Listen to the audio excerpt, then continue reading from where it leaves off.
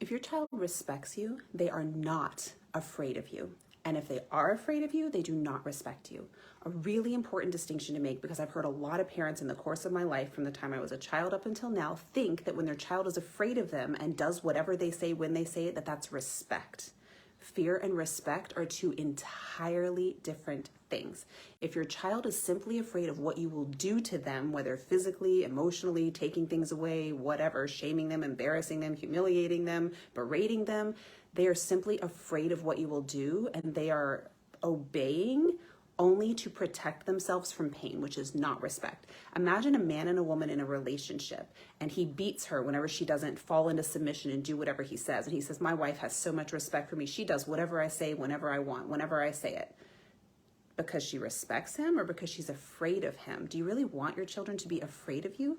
You are their source of protection and guidance and love.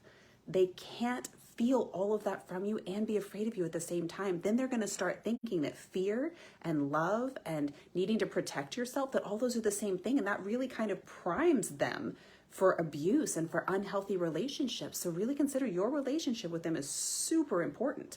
Understand that if a woman respects her man, or if a child respects their parent, genuinely respects, they do what is asked of them out of respect, because they love that person, not out of fear of what's going to happen to them if they don't.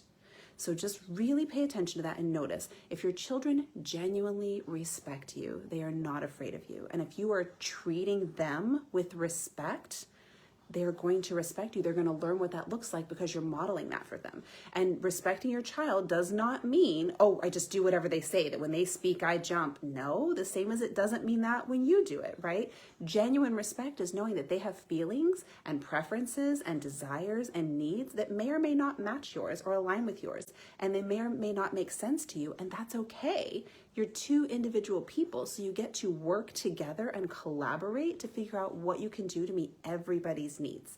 And that is genuine respect, the same way you would treat another adult, with the same level of consideration. The child being less years old and having walked on this earth less time does not mean they are any less deserving of consideration, compassion, respect, all those things. So model for your children what genuine respect looks like, and they will genuinely respect you. But just remember, respect and fear are not even remotely the same thing. And if your child is afraid of you, I really encourage you to ask yourself why, what you're doing that creates that fear in them, and what you can do to create a sense of safety and genuine mutual respect.